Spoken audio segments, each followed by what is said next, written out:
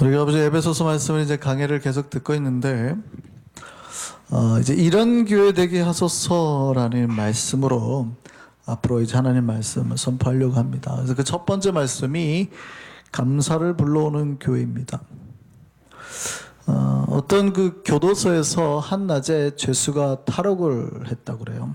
근데 그게 이제 TV로 방송이 됐습니다. 근데 이 사람 죄수가 그날 밤 12시가 되어서 자기 발로 다시 감옥에 들어온 거예요. 기자들이 찾아가가지고 인터뷰를 했습니다. 왜 당신이 다시 돌아왔습니까? 그 사람이 이렇게 말하는 거예요. 자기가 탈옥을 해갖고 여기저기 이제 숨어 있다가 밤이 되어서 집으로 들어갔대요. 집에 문을 딱 여는 순간 부인이 딱 자기를 보고 하는 말이 이랬대요. 8시간 전에 탈옥했는데 어디 있다가 지금 왔냐? 그 사람이 갑자기 딱 이렇게 생각한 거예요. 야, 이렇게 바가지 긁는 부인과 사는 것보다는 더 교도소가 편하겠다.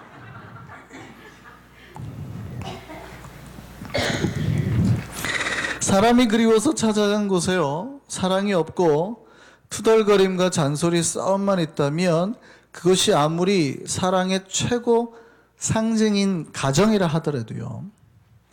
그러니까 우리가 가정, 집 뭐 이러면 우리가 꿈꾸는 그런 이미지가 있잖아요. 그 스위트 홈 뭐 이런 개념이 있잖아요. 그러니까 상징적으로는 가정이지만 그런 가정이 그런 우리 행복의 최고의 장소지만 만약에 현실이 그렇지 못하다면 이 사람은 원래는 뭘 찾아서 나왔어요? 외로움을 탈출하고, 그죠? 고독함에 벗어나서 그 따뜻한 그리움을 찾아갔는데 그 이미지와 다르게 현실이 만약에 그렇지 못하다면 다시 어디로 돌아가요, 이 사람이요? 외로움의 땅인, 고독의 땅인 감옥으로 돌아가더라는 거죠. 교회는요, 세상의 외로움, 고독, 불안과 고통에 떨던 사람들이 사랑을 찾아서 나온 데입니다. 그렇다면 교회는 뭐가 있어야 돼요? 위로와 평안과 따뜻함이 가득히 있어야 된다는 얘기죠. 근데 만약에 교회가 따뜻하지 못하고 사랑하지 못하고 찾아온 사람들 앞에서 소리 지르고 불퉁거리고 싸우는 모습을 보인다면 과연 그 교회에 사람들이 남아있으려고 할까요? 이미지는 뭐예요? 교회 이미지는 그런데요, 사랑하는데, 따뜻한데, 우리가 아무리 상징이 그렇다 하더라도 현실이 그렇지 못하면 사람들은 다시 어디요? 자기가 있던 외로움과 고통의 땅, 죄악의 땅으로 돌아가 버리더라는 거죠. 오늘날 교회가 불편한 교회가 되고 있습니다. 사실 이 불편한 교회라는 말은 굉장히 좋은 말입니다. 뭐냐면 요즘에 이제 한국 교회들이 불편하지 않은 교회가 되고 있어요. 한국 교회들은 뭘 잘하냐면 교인들 모으는 거는 진짜 잘하거든요. 교인들 모으는 거는 진짜 잘합니다. 근데 교인들 많이 모아놓고 나니까 교회에서 행복하게 지내세요, 밥 먹고 잘 지내세요, 뭐 우리 사랑하면 이렇게 재밌게는 다 지내는데 뭐를 얘기를 하냐면 불편하게 안 하는 거예요. 교인들은 뭐에 대해서 얘기를 해야 되냐면 죄에 대해서 얘기해야 되거든요. 당신들은 죄인입니다, 우리는 죄인입니다, 그렇게 살면 안 됩니다. 하나님 말씀 따라서 거룩하게 살아야 됩니다, 거짓말하면 안 됩니다, 뇌물 받으면 안 됩니다, 뭐 이런 말을 해서 교인들이 자꾸 불편해야 되거든요. 우리 목사님 맨날. 근데 교회는 원래 그런 데예요. 근데 오늘 한국 교회가 양적으로는 커졌는데 불편하게 안 하는 거예요. 교회 다니는데 행복해요. 요즘에 한국에서 그 장로 순환 시대라 그러잖아요. 지금 비리로 잡혀가고 최근에 자살한 사람까지 다 장로잖아요. 국방 비리 막 신앙 책에 막 등록되고 뭐 우리 교회 뭐 서울대 무슨 그 교수 성추행으로 막 그 다 장로잖아요 지금. 그러니까 왜 그런 문제가 발생하냐면 교회가 불편하게 안 하니까 그래요. 죄에 대해서 물어야 되거든요. 그러면 안 된다고 해야 되거든요. 근데 그들이 내는 헌금이 고마워서 많은 사람들이 모여가지고 행복하게 지내는 건강한 그 규모의 권세가 고마워서 아무 말도 못하는 거예요. 그런데 그런 불편한 교회는 괜찮은데 제가 말하는 오늘날 불편한 교회라는 얘기는요, 어떤 사람이 교회를 찾아 새 가족이 이제 교회를 와요. 근데 교회에 대한 이미지가 있잖아요. 교회는 따뜻한데, 사랑스러운데, 행복한데, 야, 나도 행복이라는 걸 한번 경험해보고 싶다라는 사람이 교회를 왔는데, 그 교회 왔는데, 교회에 딱 들어와서 보고, 심자답지 못하는 어떤 것들, 교회답지 못하는 어떤 것들에 실망스러움을 느끼고 불편하게 되더라는 거죠. 어느 교회 권사님이 쓴 책 제목 중에 이런 책 제목이 있어요. 나는 요즘 교회를 옮기고 싶다라는 책 제목이 있습니다. 책의 내용 중에 이런 거예요. 어떤 새 가족이 교회에 와서 정착하려고 하는데 정착하지 못하는 몇 가지 이유에 대해서 기록하고 있습니다. 그래서 새 가족이 처음에 교회를 왔어요. 교회 오니까 얼마나 신기해요. 처음 교회 온 사람들은 신기하죠. 우리는 하나도 안 신기한데 그분들은 되게 신기해요. 여기 우리 찬양대가 저런 가운을 입고 있는 것도 되게 신기해요. 우와, 저 사람들은 왜 저런 망토를 뒤집어 입고 있지 뭐 이런. 온통 빨간색으로 가득 찬 세상을 보면 뭐 깜짝 놀라거든요. 이런 세상이 있나 싶거든요. 우리는 하도 봐가지고 뭐 바닥이 빨개도 하나도 안 이상하지만 이렇게 빨갛게 도배되어 있는 세상이 별로 없잖아요. 깜짝깜짝 놀래거든요.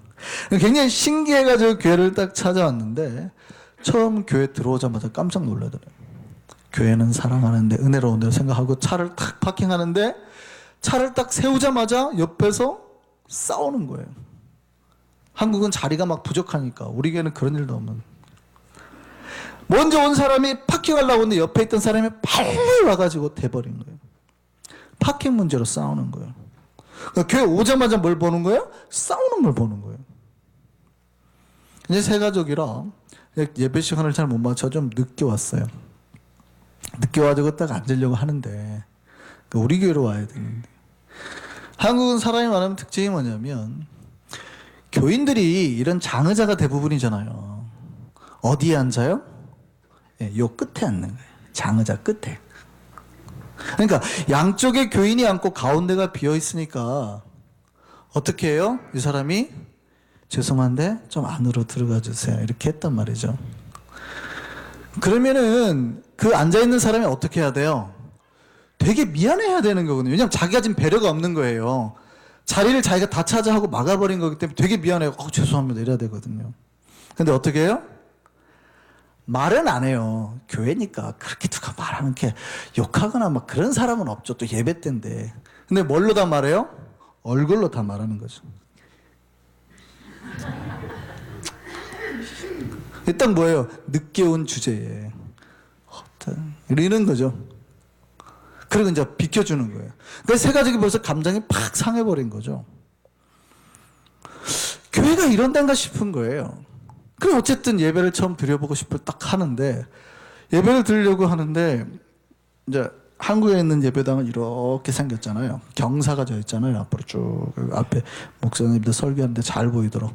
그러니까 성도들이 잘 보여요. 주변에 있는 사람들이. 예배를 딱 드리려고 했는데 앞에 보는 데가 수근수근 거리는 거예요. 둘이 예배는 안 드리고 자기 앞에 있는 사람이. 근데 수근대던 사람이 예배 끝날 때까지 수근대더라는 거예요. 도대체 예배는 어떻게 드리는 건가 하고 이제 주변을 봤대요. 그랬더니 껌 씹는 사람,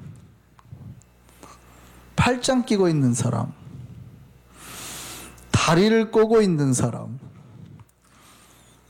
주보에 낙서를 하고 있는 사람. 별의별 사람들이 다 있더라는 거죠. 이 사람 생각은 그런 겁니다. 야, 희한하다. 예배는 안 드리고 이상한 짓만 하고 있구나. 그리고 이 사람은 생각하는 거죠. 아니, 그러면 왜 예배당에 나와 있지? 집에 있지. 예배를 안 드리려면 집에 있지. 왜 예배당에 나와 있지? 뭐 이런 생각이 드는 거죠.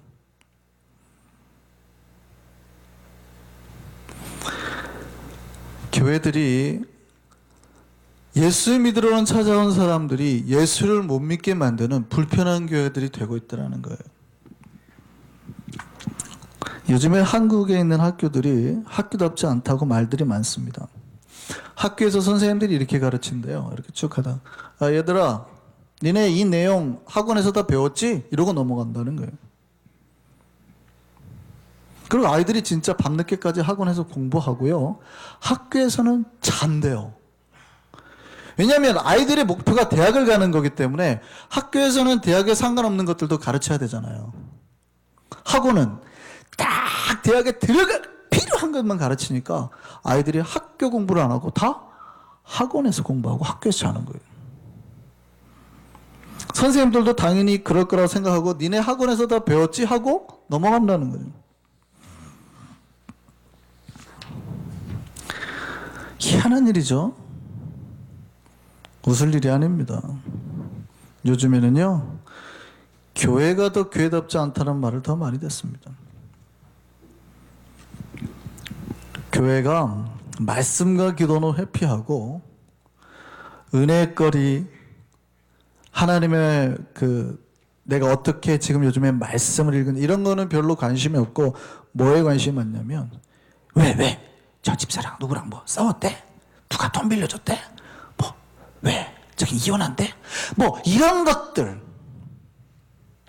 교인들이 모여가지고요, 이번 주에 무슨 말씀을 읽었어요? 나 이 말씀을 읽었는데 왜 이렇게 은혜가 돼?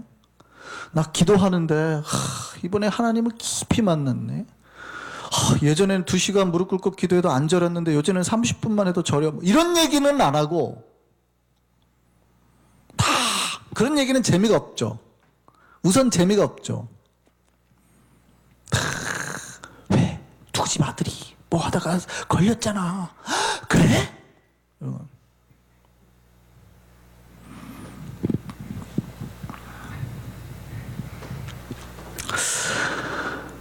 왜 그런 문제가 발생을 하냐면 교회가 진짜 교회 모습을 상실하고 있기 때문입니다. 그 이유는 교회 안에 있는 공동체에 있습니다. 제가 말씀드렸죠?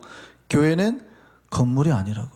교회는 사람인데 그 안에 있는 사람들이 예수를 믿고 변화되고 하나님의 말씀을 붙들고 기도하는 데 관심이 있어야 되는데 그거에 관심이 적어지더라는 거죠. 저는 우리 한성교회가 정말 변화되는 교회, 모든 사람들이 우리 한성교회라 그러면 저 교회 한번 참여해보고 싶다, 저 교회 나가고 싶어, 정말 가보고 싶다 라고 되는 그런 교회가 되기를 간절히 바랍니다. 우리에게는 건강한 교회가 되어야 돼요.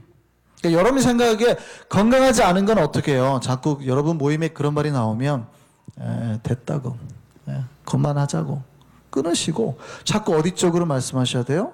건강한 거, 말씀. 그럼 그러면은 오늘은 무슨 말씀 아침에 큐티 하셨어요? 묵상하셨어요? 요즘에는 기도 제목이 뭐예요? 차라리 이런 거를 얘기를 하세요. 재미없다고요? 하다 보면요, 그게 얼마나 재미있는지 알게 된다고요. 교회는 건강해져야 됩니다. 건강한 교회에 2가지 필수 요소가 있어요. 그 첫 번째가 믿음입니다. 믿음이 없는 교회는 교회라고 할 수 없습니다. 여러분, 교회 모임이요, 개 모임하고 눈으로 봐가지고는 크게 다르지 않습니다. 우선 사람들이 모이잖아요. 그리고 교제를 하고 수다를 떨잖아요. 그리고 같이 밥을 먹고 일정 금액의 돈을 내고 회비를 내고 헌금을 내고 헤어지거든요. 그러니까 겉의 모습만 보면 이게 교회인지 개 모임인지 그렇게 구분이 잘 안 돼요. 그러면 여기가 교회냐 개모임이냐 구분할 수 있는 결정적인 건 뭐예요? 믿음으로 모였냐는 거예요. 그 공동체에 모이는 기초가 반석이 믿음이냐 이거에 따라 다를 뿐이에요. 교회가 교회될 수 있는 거는요, 예수가 자기를 위해서 죽고 사셨다는 그 믿음, 그리고 그 믿음 위에 하나님을 만나려 해야 될 때만 가능해요. 그 믿음에 특별히 이제 말씀이라는 그 든든한 반석 위에 세워진 믿음이어야 되죠. 이 믿음이 없으면요, 어떤 공동체도 능력이 없습니다. 그냥 개모임이에요. 모여서 히덕거리다가 수다 떨다가 사라지는 거예요. 특별히 그 믿음은 말씀 위에 세워진 든든한 거라죠. 그러니까 공동체를 이루는 그 기초가 말씀이어야 된다는 거예요. 공동체를 움직이는 힘이 말씀이어야 된다는 거예요. 어떤 청년이 성경을 읽다가 은혜를 받았어요. 산상수훈을 읽다가 딱 이 구절에 마음이 딱 꽂혔습니다. 내 오른쪽 뺨을 치거든 왼쪽도 둘러대며 라는 말씀을 딱 들은 거예요. 그러니까 이 말씀을 실천해 봐야겠다 라고 교회로 갔습니다. 가장 믿음이 좋다는 장로님한테 가가지고요, 다짜고짜 뺨을 탁 때렸어요. 청년의 반응이 뭐예요? 정말 이 믿음 좋은 장로님은 성경대로 행하겠지. 저는 진지한 얘기를 하는데 반응이 어떻게 됐을까요? 여러분이 추측하는 반응이 어떻게 됐을까요? 갑자기 장로님이 화를 팍 내더래요. 이 청년이 갑자기 그 성경을 딱 펴가지고 장로님 앞에 딱 내미는 겁니다. 그때 장로님이 어떻게 했을까요? 장로님이 딱 성경을 보자마자 이렇게, 내가 화 안 나게 생겼어! 오른쪽 뺨을 때렸어야지 왼쪽 뺨을 때렸잖아. 대단하시죠, 그 장로님? 분명히 화는 났을 거예요. 분명히 화는 났는데 말씀을 딱 갖다 대니까 뭐라고 그래요? 그래, 난 지금 화 안 낸다는 거예요. 내가 그래도 아까 화를 낸 이유는 원래 오른쪽 뺨을 때리면 왼쪽 뺨을 때렸는데 네가 왼쪽 뺨을 때니까 내가 이러는 거야 라고 지금 이렇게. 괜찮은 장로님이죠? 우스갯소리예요. 이거 우스갯소리지만 최소한 교회는 뭐냐면 그 말씀 그대로 살려는 믿음의 사람들이 모여 있어야 교회라는 거예요. 우리가 살다 보면은요, 부딪히죠. 화가 날 때도 있죠. 근데 말씀을 누군가가 딱 내면 그 말씀 앞에 모두 다 순종하려고 하는 그 공동체,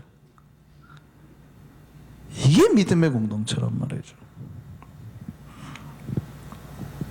저는 우리 한성교회가 이 믿음 위에 세워진 이 반석, 말씀의 반석에 세워진 교회 되기를 소망합니다. 두 번째는 사랑이에요. 교회가 제가 믿음의 반석 위에 세워졌다고 말씀을 드렸죠. 그런데 반드시 그 믿음은요, 우리 신자들의 삶을 통해서 실천이 되어야 됩니다. 그러니까 내가 믿음이 있는지 없는지는 여러분이 반드시 증명해내야 되는 거예요. 내가 예수를 진짜 잘 믿고 있다 라고는 여러분 입으로 고백하는 게 아니라 여러분의 삶을 통해서 실천해내야 되는 거예요. 그 믿음의 증거가 뭐냐면 바로 사랑입니다. 어떤 신학자가 그런 얘기를 했어요. 예수 경험은 사랑 경험이다 그랬습니다. 정확한 말이죠. 우리가 예수를 믿음으로 만났다면 예수의 사랑도 깨달을 것이고, 그 사랑을 깨달았다면 우리도 예수님처럼 서로 사랑하며 살아야 되는 거예요. 예수가 주인인 교회는 예수의 피로 달궈진 사랑이 넘치는 교회예요. 지금은 고인이 되셨지만 오카는 목사님 처음에 서울에 이제 사랑의 교회를 개척할 때 교회 이름을 지을 때 그런 고민을 했대요. 교회 이름이 굉장히 특이하잖아요. 사랑의 교회거든요. 보통 교회 이름은 명사로 지어집니다. 예수 사랑교회 괜찮죠? 예수 생명교회 괜찮잖아요. 아니면 반석교회 괜찮잖아요. 아니면 지명을 따가지고 뭐 갈라디아나 고린도 교회처럼 서울교회, 뉴욕교회 괜찮다고요. 그런데 수식어구가 붙어있는 교회는 좀 이상해요. 이 교회가 사랑의 교회란 말이죠. 굉장히 이름이 특이하게 지은 거거든요. 근데 그 이름도 더 부담스럽게 사랑의 교회잖아요. 그러니까 옥 목사님이 그런 고민하셨대요. 우리가 만약에 사랑의 교회라고 지으면 이 교회 사랑이 넘쳐야 된다가 아니라 최소한 다른 교회보다는 더 사랑해야지 될 텐데, 만약에 우리 교회가 다른 교회가 사랑하는 것만큼밖에 사랑하지 못하면 그거는 우리 교회 이름에 부끄러운 짓인데, 분명히 비난받을 게 뻔한데 이름을 과연 사랑의 교회라고 지어야 될까 고민하셨대요. 차라리 한성교회라 지었으면 그런 고민 안 해도 될 텐데, 사랑의 교회라고 지으니까 우리가 사랑이 없으면 비난받을 게가 아니었어요. 옥 목사님의 고민은 다른 교회보다는 더 사랑해야 될 텐데 최소한 이름을 사랑의 교회라 지으면 저 교회가 사랑하는 것보다 훨씬 더 해야지 사랑의 교회라는 이름을 붙일 수 있을 텐데 감히. 그런데도 옥 목사님은 그 이름을 사랑의 교회라고 했습니다. 그 이유는요, 교회는 사랑이 가장 중요하기 때문이에요. 또 사랑으로 섬기는 교회가 되기를 소망했기 때문이라고 합니다. 옥 목사님은 정확하게 꿰뚫어 본 거죠. 교회에 제일 중요한 게 뭐라고요? 사랑이라고요. 저는 우리 한성교회가 그 예수님의 사랑이 가득히 넘쳐나는 교회 되기를 소망합니다. 우리는 사랑해야 됩니다. 근데 사랑은요, 말로만 이룰 수 있는 건 아닙니다. 우리가 사랑하자고 한다고 해서 사랑이 되는 건 아니죠. 우리가 지금까지 얼마나 사랑하자만 얘기를 많이 했습니까? 그런데도 사랑이 이루어지지는 않죠. 그 이유는 뭐냐면요, 사랑에는 반드시 수고라는 것이 따라야 되기 때문입니다. 그러니까 사랑은 수고를 이루어야 맺혀지는 그 열매가 맺혀져요. 우리가 어머니의 사랑이 위대하다 그러잖아요. 어머님들 사랑이.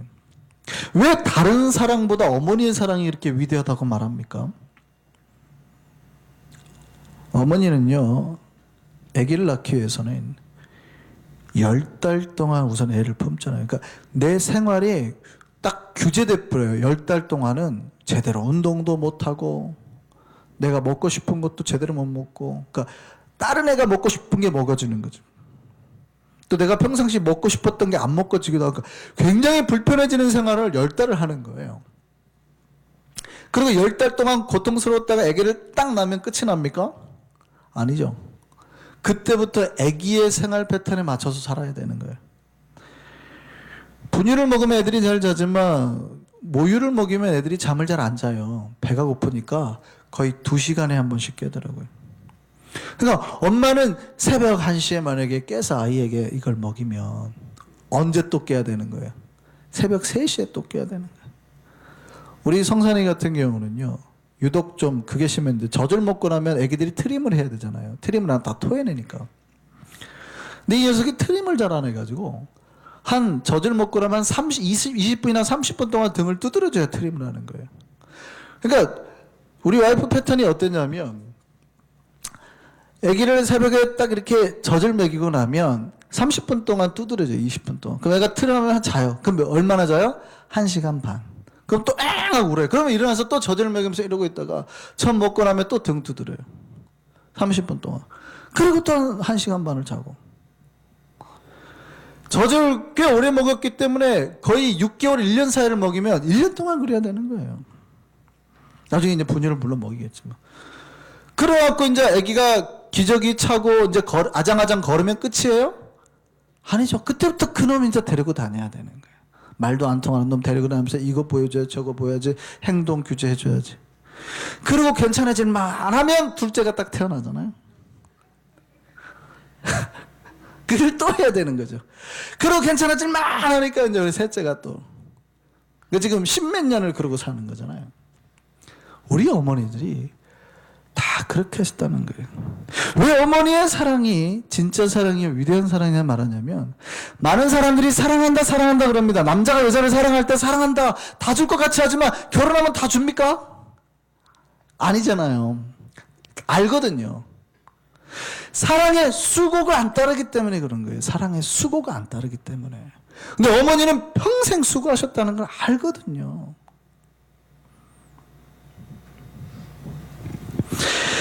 수고한 사랑이 진짜 사랑이고 위대한 사랑이에요. 사랑은 수고라는 땀을 먹고 생성이 되는 거예요. 예수님 우리에게 사랑하라라는 계명을 주셨습니다. 근데 사랑을 할 때의 기준이 내가 생각하는 사랑 방식이 아니에요. 내가 생각하는 기준이 아니라 예수님이 말씀하셨고 예수님 행하셨던 그 사랑의 방식이었어요. 요한복음 14장 34절 말씀 보시죠. 새 계명을 너희에게 주노니 서로 사랑하라. 내가 너희를 사랑한 것 같이 너희도 서로 사랑하라. 예수님 분명히 우리에게 서로 사랑하라고 그랬는데 그냥 사랑하라고 한 게 아니라 내가 너희를 사랑한 것처럼 서로 사랑해야 돼 라고 말하는 거예요. 그러니까 거기에는 사랑의 수고가 내가 생각하는 사랑의 수고가 아니라 예수님이 하셨던 그 사랑의 수고대로 사랑해야 된다는 얘기예요. 예수는 우리가 아직 죄인이었을 때 우리를 사랑하셨습니다. 로마서 말씀 5장 8절 말씀 보면 우리가 아직 죄인이었을 때 우리를 사랑하사라고 말씀하셨거든요. 그러면 우리가 예수님 사랑합니다, 예배 드릴게요, 헌금 드릴게요 하니까 예수님 우리 사랑했다는 표현이 아니잖아요. 예수가 누군데? 욕할 때 예수님 우리를 사랑하셔서 우리를 위해 죽으셨다는, 이렇게 사랑하라는 거예요. 내가 너희를 사랑했던 것처럼 사랑해라는 표현이거든요. 그렇다면 여러분 앞에 원수가 있어요. 여러분 앞에 미워하는 사람이 있어요. 근데 여러분 아직 사랑해요, 안 사랑해요? 안 사랑해요. 그런데도 너희는 사랑이라, 그런 표현이에요. 내가 너희를 사랑한 것 같이 너희도 서로 사랑하라는 말은, 내가 원수도 사랑했던 것처럼, 그를 위해서 목숨까지 바쳤던 것처럼 너도 원수를 사랑해야 되는데 어느 수준만큼 사랑해야 돼요? 네 목숨 줄 만큼 사랑해야 돼. 이게 교회가 수고해야 될 사랑의 몫이라는 말이죠. 교회를 다니면 사랑하라는 말을 정말 많이 듣습니다. 평생 들을 겁니다. 여기 계신 분 하면 죽을 때까지 들을 겁니다. 우리 귀에 고름이 잡혀도. 지금까지도 많이 들었잖아요. 한번 스스로 한번 물어보시죠. 우리는 진짜 사랑하고 있는가? 정말 그 사랑을 위해서 수고하고 있는가? 그러니까 내 앞에 있는 저 원수와 화해하기 위해서 진짜 수고하고 있는가? 최소한 밥 한 번 먹자고 한 적 있나? 커피를 한 잔 마시자고 한 적 있나? 화해해 보려고. 만약에 그렇지 않다면 어쩌면 아직 우리 마음속에 그를 사랑하고 싶은 마음이 없는 거예요. 예수님 서로 사랑하라 했는데 그 말씀 안 따르고 싶은 거라고요. 불편하니까 우선은 제껴놓은 겁니다. 저 왼수는 빼고요. 지난주 나한테 밥 갖다 준 사람 사랑할 거예요. 뭐 이런 거. 지난주 나한테 반찬 갖다 준 사람 사랑할 거예요. 이런 거죠. 왼수는 빼고요. 불편하니까. 예수님 말씀 분명히 내가 너희를 사랑한 것처럼 사랑하라 했지만 불편하니까 우선은 뭐 싫어요 라고 한 거죠. 여러분, 사랑은 지속적으로 계속해서 해야 되는 겁니다. 사랑과 유사한데요, 모양은 굉장히 비슷한데 다른 게 있습니다. 신자들이 그냥 헷갈려하는 게 있어요. 그거를 스스로 사랑이라고 오해하는 사람들도 있습니다. 그게 뭐냐면 동정이거든요. pity. 누군가를 불쌍히 여기는 거예요. 이 동정은요, 사랑하고 아주 비슷합니다. 여러분, 불쌍한 사람을 봤을 때 우리가 가진 거를 줬어요. 사랑일까요? 동정일까요? 되게 헷갈리죠? 어떤 사람이 그게 사랑일 수도 있고요. 어떤 사람이 그게 동정일 수도 있어요.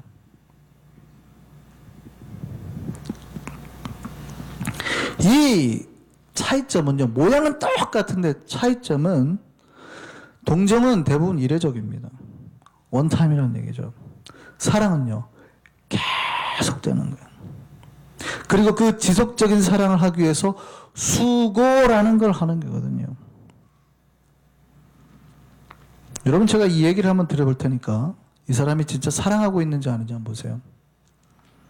어떤 남편이 월급날이 돼가지고 자기가 돈을 받았어요. 그 아내가 지난 한 달 동안 제대로 밥을 못 먹어서 집에 갔더니 아내가 밥도 못 먹고 있는 거예요. 그래서 100불을 쫙 빼가지고 아내한테 주고 나가서 맛있는 거 사 먹어 그랬어요. 이게 사랑이에요, 동정이에요? 사랑이에요, 동정이에요? 여기까지 봐가지고는 몰라요, 사랑인지 동정인지. 근데 이 남자가 밖을 딱 나가다, 아내한테 되게 잘했잖아요.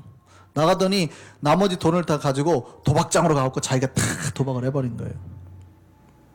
아내를 보고 불쌍한 마음이 들었어요. 100불을 줬어요. 그게 동정을 한 거예요, 사랑을 한 거예요? 동정을 한 거예요. 물론 이 남편은 괜찮긴 하죠. 그 돈을 100불도 자기가 다 쓸 수도 있지만 아내를 줬지만 동정을 한 거지 사랑을 한 건 아니에요. 사랑을 했다면 어떻게 해야 돼요? 그 돈을 지속적으로 아내를 위해 썼어야죠. 가족을 위해 썼어야죠. 여러분, 교회에서 사랑하자고 하는데 동정하는 사람들이 간혹 있어요. 뭐 하자 그러면 동정을 해. 자, 여러분, 사랑과 동정 구별하셔야 됩니다. 우리는 우리는 사랑하라고 모였지 동정하라고 모인 게 아니에요. 100불 던져주고 모른 척 하려고 모인 게 아니라고요. 끊임없이 우리의 마음을 다해서 우리 목숨까지 바쳐서 사랑하려고 모인 거거든요. 저는 우리 한성교회가 그렇게 사랑하는 교회 되기를 소망합니다. 바울이 오늘 본문에서 에베소 교회를 위해서 기도했대요. 에베소 교회를 위해서 기억하고 기도할 때마다 자기 마음에서 감사가 넘쳤답니다. 에베소를 바라보는 바울의 마음에 감사가 넘쳤다는 거예요. 왜 그러냐 봤더니 에베소 교회는 이 두 가지가 다 있었어요. 믿음이 있는 교회였다면 너희의 믿음을 보고 너희 안에 있는 성도 안에 있는 사랑을 봤더니 바울이 그들을 위해서 기도를 하는데 어찌 그리 감사가 넘치는지.